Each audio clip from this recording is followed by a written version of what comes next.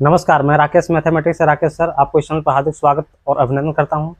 बच्चों, आप देख रहे हैं क्लास 10 एनसीईआरटी पाठ्यक्रम पर आधारित गणित पाठ 1 वास्तविक संख्या रियल नंबर, जिसमें बच्चों हम लोगों ने भाग 7 तक के वीडियो को देखा, जिसमें प्रश्नावली 1.2 से संबंधित प्रश्न संख्या 1, 2, 3 को भी हम लोगों ने सॉल्व किया। बच्चों, आज हम लोग प्रश्न 4 की ओर चलते हैं और देखते हैं प्रश्न मेरा 4 क्या कह रहा है। प्रश्न मेरा है कि एचसीएफ 306 और 657। ये बच्चों एचसीएफ मैंने क्या होता है, तो महत्तम समवर्तक, यानी कि महत्तम समवर्तक जो दे रखा है 306 और 657 का जो महत्तम समवर्तक है 9 दिया है, 9 दिया है। तो एलसीएम अर्थात लघुत्तम समवर्तक 306 और 657 का ज्ञात कीजिए। मतलब कह रहा कि महत्तम जो दिया है 657 और 657 का जो महत्तम दिया है 9 दिया है। तो बच्चों ज्ञात करने के लिए बोल रहा है कि लघुत्तम कितना होगा, 306 और 657 का लघुत्तम कितना होगा। तो बच्चों आप इसका सूत्र हम आपको लिखा चुके हैं, पिछले वाले वीडियो में आप देख सकते हैं। चलिए सॉल्यूशन हल करते हैं। चलिए लिखेंगे बच्चों, दिया है देखते हैं क्या दिया है। तो क्या एचसीएफ दे रखा है, ये बिल्कुल दिया है। कितना, 306 और 657 का बच्चों जो एचसीएफ दिया है 9 दिया है। तो हमें निकालना क्या है, एलसीएम निकालना। किसका एलसीएम निकालना है, तो 306 और 657 का हमें निकालना है एलसीएम। चलिए बच्चों, तो बच्चों याद होगा कि एलसीएम का हमने सूत्र क्या लिखा था। एलसीएम का जो सूत्र होता है वो आपको होता है दो संख्याओं का गुणनफल, दो संख्याओं का गुणनफल बटा में क्या होता है, तो बटा में जो होता है आपको एचसीएफ होता है। चलिए बच्चों फिर से एक बार सूत्र देख लीजिए। एलसीएम अर्थात लघुत्तम ज्ञात करने का सूत्र, दो संख्याओं का गुणनफल बटा एचसीएफ। तो इस सूत्र की मदद से हम लोग इसको बनाते हैं। चलिए, दो संख्या बच्चों कौन कौन दे रखा है, दो संख्या जो हमें दिया है, दो संख्या कौन कौन है, तो पहली संख्या 306 है और दूसरी संख्या 657 है। और ये दोनों को क्या करना है, तो गुणनफल करना है। गुणनफल अर्थात गुना करना है। तो लिखते हैं 306 और 657 और नीचे में बच्चों क्या रखना है, एचसीएफ था तो महत्तम। तो महत्तम कितना दिया था, तो आपको 9 दिया था। चलिए, क्या 9 से कोई संख्या कट रहा है क्या, तो 9 को 306 है ना, 306 शायद कट जाएगा 9 से। देखिए 9 तिया 27, 9 तिया 27 बचो। तो यहाँ पे कितना हो गया आपको, 3 बच रहा है, 3 पर 6 हो गया 36। तो 9 से 36 कट जाएगा, 9 चौके 36 यानी 4, यानी कि 34 बार में जो है से कट जाएगा। बच्चों बच गया 34 बच गया और आपको 657 बच गया। चलिए 34 और 657 को गुना कर देते हैं। अब गुना यहीं पे कर लीजिए, 657 है और कितना है 34 है। 4 7 28 हुआ, 4 25 2 22 हुआ, 4 6 24 25 26, 3 7 21 2, 3 5 15 15 2 17 हुआ आपको, 1 3 से 18 1 19, 8 2 1 3 7 2 9 सॉरी 7 6 आपको 13 हो गया। 13 की 3 हाथ से लेकर 9 2 11 1 12 1 2 22,338 बच्चों आपका फाइनली आंसर रहा। चलिए अब बच्चों हम लोग क्वेश्चन नंबर 5 की ओर चलते हैं, क्योंकि जांच कीजिए अर्थात सिद्ध करना है। जांच कीजिए कि क्या किसी प्राकृत संख्या n के लिए, किसके लिए बच्चों, तो n के लिए संख्या 6 का पावर n अंक 0 पर समाप्त हो सकती है। तो चलिए बच्चों इसको हम लोग हल करते हैं।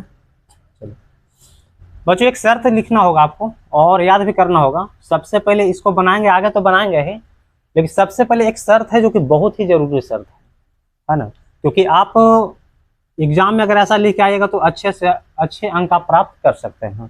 चलिए शर्त यहाँ पे यह है, चलिए बच्चों, कि कोई भी संख्या 0 पर समाप्त होना चाहती है, कोई भी संख्या शून्य पर समाप्त होना चाहती है यदि उसके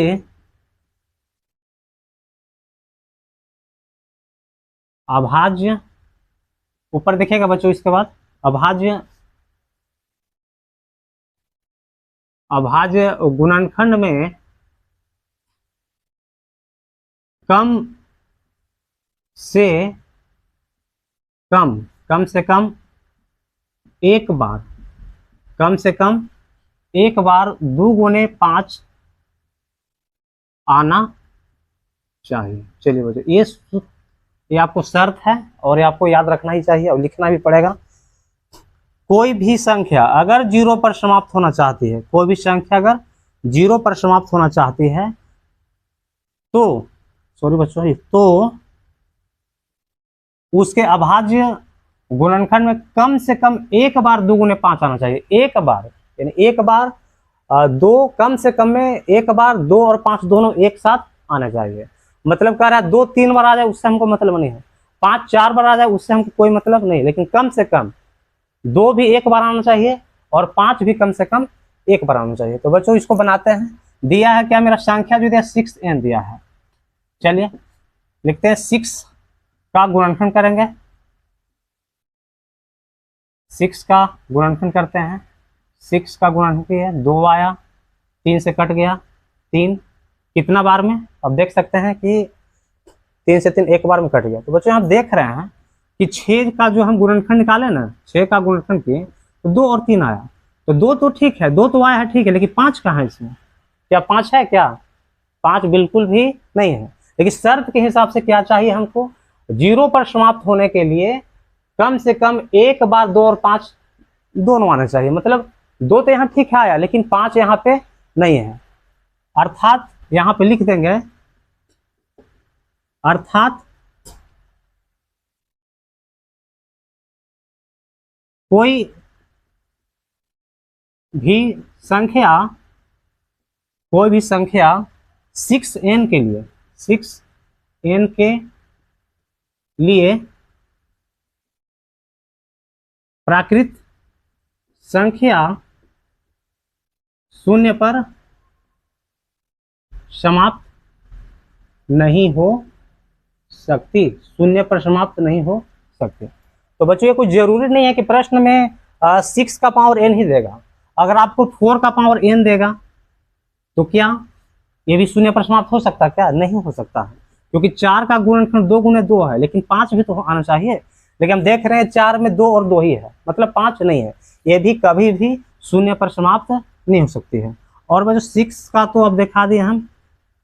12 का पावर n देखते हैं बच्चों, 12 का पावर n है तो 12 का गुणनखंड क्या होता है, 2 होता है, 2 होता है और आपको 3 होता है। 2 तो 2 बार है, लेकिन यहाँ भी 5 नहीं है, लेकिन एक और है बच्चों, 10 का पावर n रहेगा।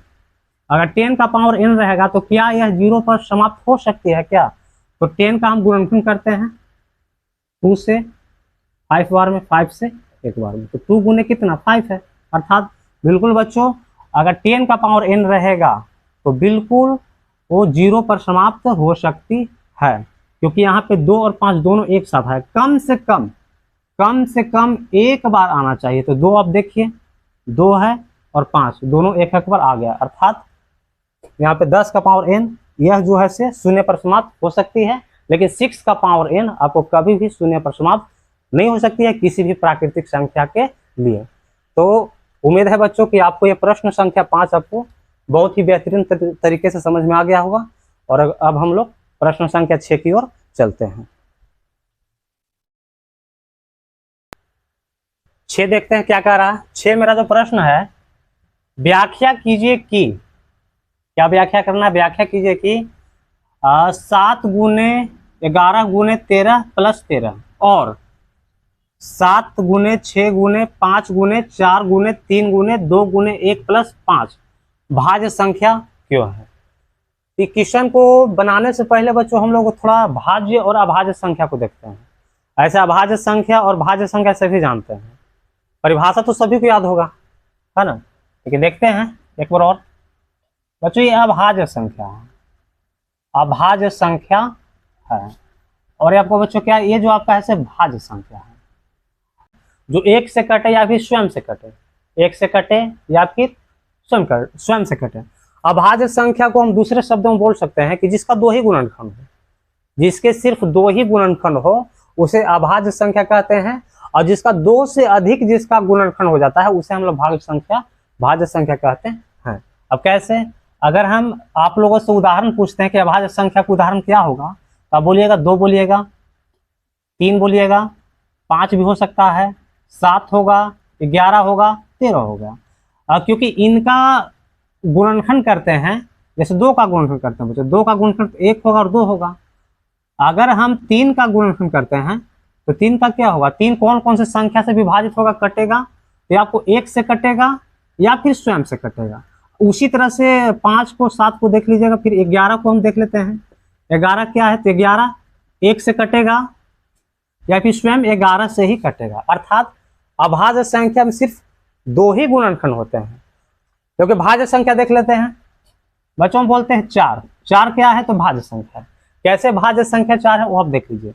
4 कौन कौन संख्या से विभाजित होगा, तो आपको 1 से विभाजित होगा, 2 से विभाजित होगा और आपको 4 से भी विभाजित हो जाएगा।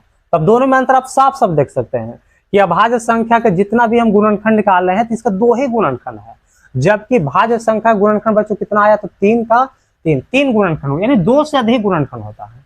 और जिनका 2 से अधिक गुणनखंड होता है उसको हम लोग भाज्य संख्या कहते हैं। उसी प्रकार से आप 16 को देख सकते हैं, 1 से भी कटेगा, 2 से भी कटेगा, 4 से आपको कट जाएगा, 8 से भी कटेगा, 16 से भी कटेगा, और ऐसे बहुत से उदाहरण आप ले सकते हैं। 6 को ही देख लेते हैं, 1 से भी कटेगा, 2 से भी कटेगा, 3 से।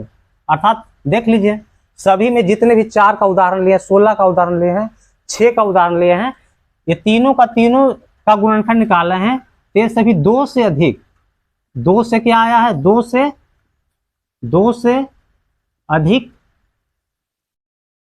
गुणनखंड आया है, 2 से अधिक गुणनखंड आया है।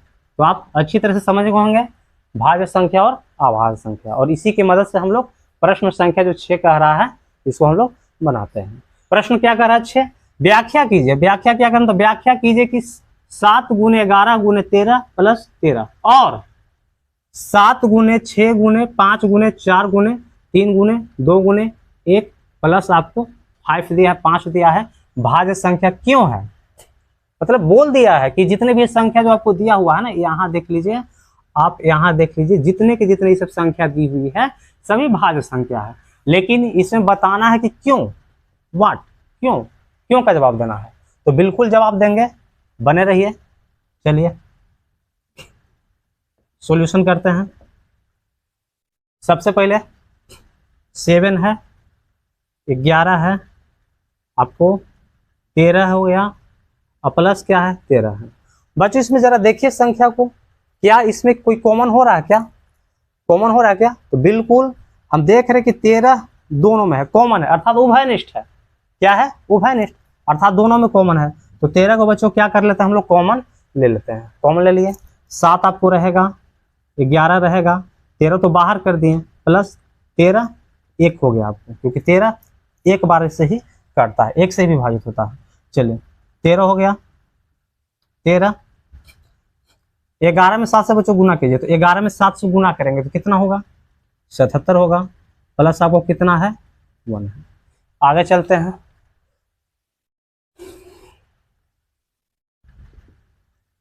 13,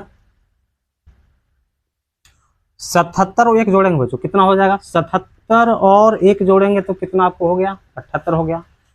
तो अगर इसमें ध्यान से देखिए, आप इसमें देख सकते हैं, अगर हम 1 से गुना करते हैं तो कोई फर्क पड़ता है क्या, संख्या तो वही हो जाएगी। 13 गुना 78 को जितना गुना करेंगे उतने ही आगे जितना हम 1 से गुना करेंगे, 1 से गुना 13 78 1 से 1 हम अलग से भी इसको हम लगा सकते हैं। तो यहाँ हम देख पा रहे हैं, ये आपको लाइन लिखना होगा, यहाँ हम देख पा रहे हैं कि संख्या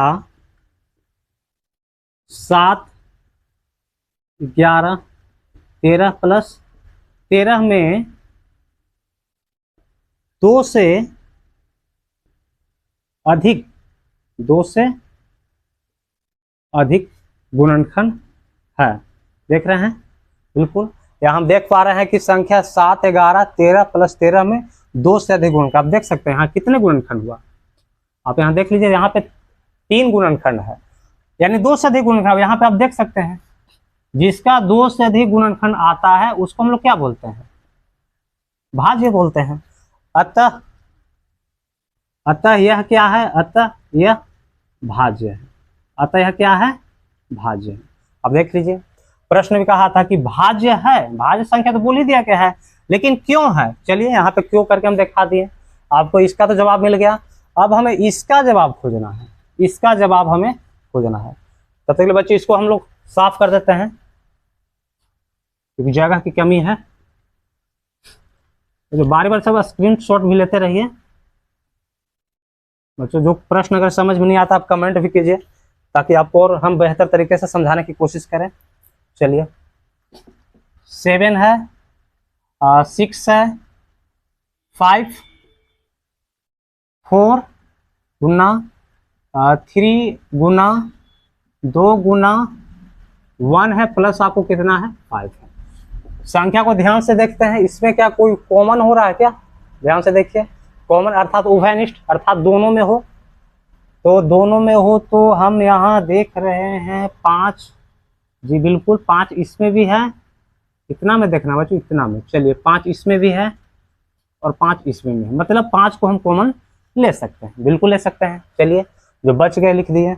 7 बच गया आपको, 6, 5 तो बच्चों बाहर हो गया, इसको लिखेंगे नहीं। अच्छा, 4 बच गया आपको, 3 हो गया, 2 हो गया, 1 हो गया, प्लस में बच्चों 5 से 5 एक बार में ही कटेगा। चलिए ठीक है, 5। यहाँ पे गुना करना हो, थोड़ा गुना थोड़ा लंबी है। 7 में 6 से गुना करते हैं, 7 42। 42 में अगर हम गुना करते हैं 4 से, 4 दूना के 8 हुआ, 4 चौके 16 हुआ। ठीक है, आपको 7 42, 42 में 4 से 168, फिर आपको 3 से गुना करना है। 3 8 24 की 4, हासिल 2 हुआ, 3 चौक 18, 2 20, 2 3 2 504 हो गया। फिर कितना से बच्चों? 2 से गुना करते हैं तो आपको 2 चौके 8 हुआ, 0 2 5 10 हुआ, 1008 हो गया। और 1008 में 1 से गुना करते हैं बच्चों तो कोई फर्क थोड़ी ना पड़ता है, वो तो 1000 का 8 1008 ही रहेगा। चलिए लिख दिए 1008 प्लस 1 आपको हुआ।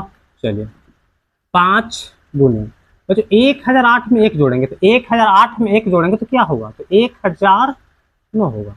चलिए, जैसे यहाँ पे आप देख लीजिए, यहाँ पे क्या किए थे, जो संख्या मेरा आया था, हाँ, गुना में 1 लिख देंगे, कोई फर्क नहीं पड़ेगा। उसी प्रकार से यहाँ भी गुना 1 कर देंगे तो कोई फर्क पड़ने वाला नहीं है। संख्या उतना का उतना ही रहेगा, गुना करने के बाद उतना ही रहेगा, उसमें कोई फर्क पड़ता नहीं है।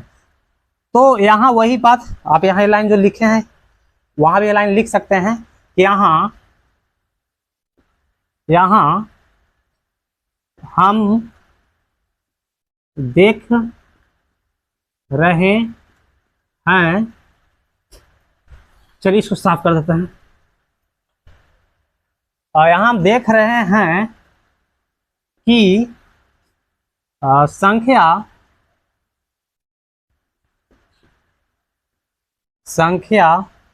आपको यहाँ ये लिखना होगा 7 गुने 6 गुने 5 गुने 4 गुने 3 गुने 2 गुने 1, मिला लीजिए 7 6 5 4 3 2 1 और प्लस आपको क्या है 5 में 2 से अधिक गुणनखंड है, 2 से अधिक गुणनखंड है। अतः यह भी क्या है बच्चों? तो यह भी क्या है? यह भाज्य संख्या है। तो यही तो हमको लाना था, तो प्रश्न ही बोल दिया था कि दोनों भाज्य संख्या है, दोनों क्या भाज्य संख्या है। लेकिन क्यों है? तो क्यों का जवाब देख लीजिए। आपको यहाँ हम देख पा रहे हैं कि संख्या 7 11 13 प्लस 13 में 2 से अधिक गुणनखंड, अतः यह भाज्य है। और यहाँ 7 6 5 4 3 2 1 प्लस 5 अब में भी 2 से अधिक गुणनखंड है, अतः आपको प्रश्न संख्या जो आपको 6 जो है से कंप्लीट हो गया। अब हम लोग प्रश्न 7 की ओर चलते हैं। प्रश्न 7 मेरा क्या कह रहा है, देखिए जरा। किसी खेल के मैदान के चारों ओर एक वृत्ताकार पथ, पथ में से बच्चों पथ माने रास्ता होता है, पथ है। इस मैदान का एक चक्कर लगाने में सोनिया को 18 मिनट,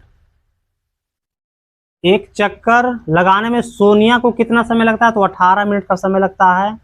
जबकि इसी मैदान का एक चक्कर लगाने में रवि को, जी हाँ बच्चों, रवि को 12 मिनट का समय लगता है, 12 मिनट का समय लगता है। ऐसा मान लेना है आपको कि मान लीजिए कि वे दोनों एक ही स्थान और एक ही समय पर चलना प्रारंभ करके एक ही दिशा में चलते हैं। कितने समय चलते हैं, कितने समय बाद वे पुनः प्रारंभिक स्थान पर, यानी जहां से दौड़ना शुरू किए थे वहीं पे प्रारंभिक स्थान पर मिलेंगे। क्वेश्चन तो बहुत लंबी चौड़ी है पर घबराना नहीं है, बहुत आसान प्रश्न है। जितना देखने में बड़ा लग रहा है इतना बड़ा है नहीं, बहुत ही सिंपल क्वेश्चन है, बस ध्यान से समझने की जरूरत है। जैसे जैसे प्रश्न कह रहा है उस प्रश्न के हिसाब से एक फिगर बनाते हैं और उससे समझने का प्रयास करते हैं। किसी खेल के मैदान के चारों ओर एक वृत्ताकार पथ है, वृत्ताकार, वृत्त तो आप जानते हैं, चलिए बनाते हैं। आपको ये वृत्ताकार पथ है, एक खेल का मैदान है और इसमें एक वृत्ताकार पथ आपको हम बना दे रहे हैं। चलिए, ऐसा पथ है, रास्ता है जो कि वृत्ताकार आपको पथ यहाँ पे है।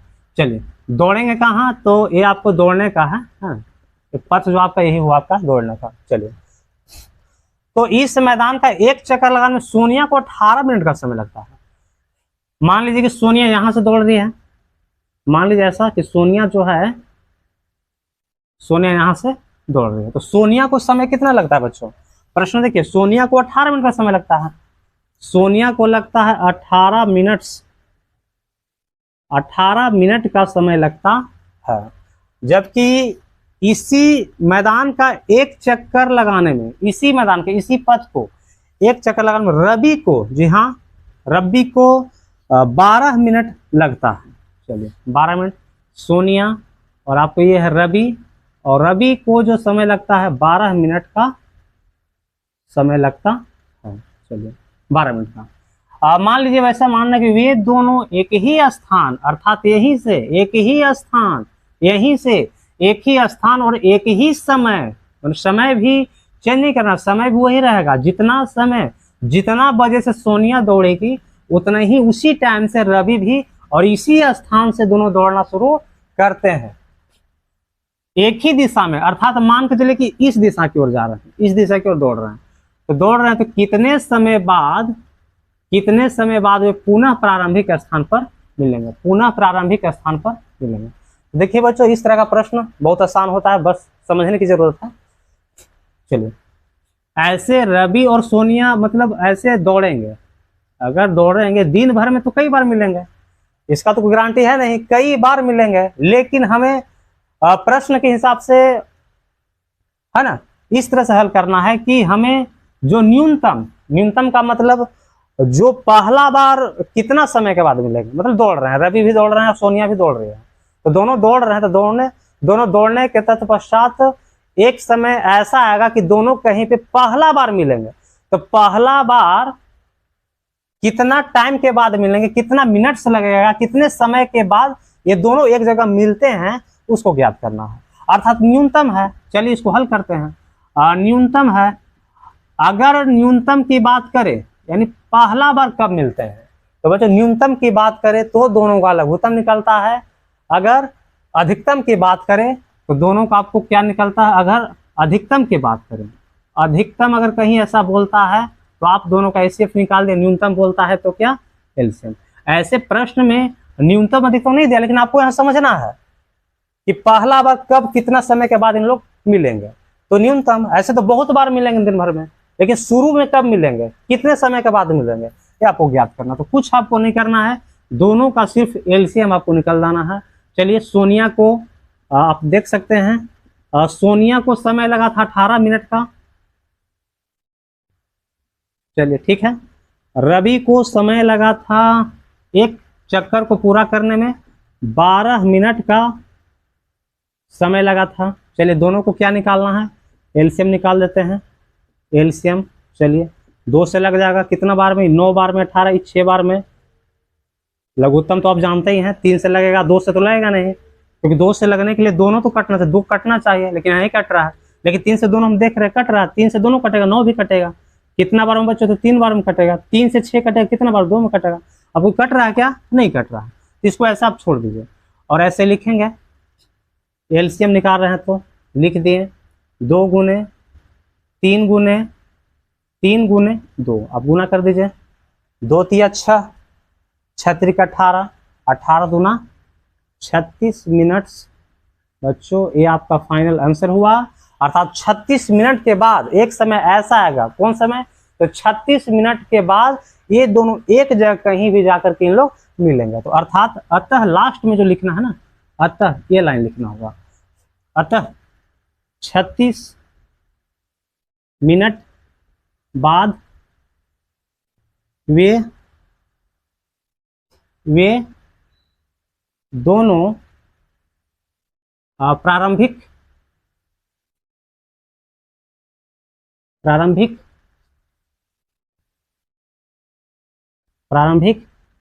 स्थान पर मिलेंगे। तो इस तरह से बच्चों प्रश्नावली 1.2 से संबंधित जितने भी क्वेश्चन थे, 7 प्रश्न थे, हम लोग 7 प्रश्नों को अच्छी तरह से पढ़ लिए। और मुझे ऐसा उम्मीद है बच्चों कि अब आप लोगों को ये सब प्रश्न सभी समझ में आया होगा। और इसी तरह से बच्चों तो जुड़े रहे राकेश मैथमेटिक्स के साथ। तब तक के लिए धन्यवाद। आपका दिन शुभ हो।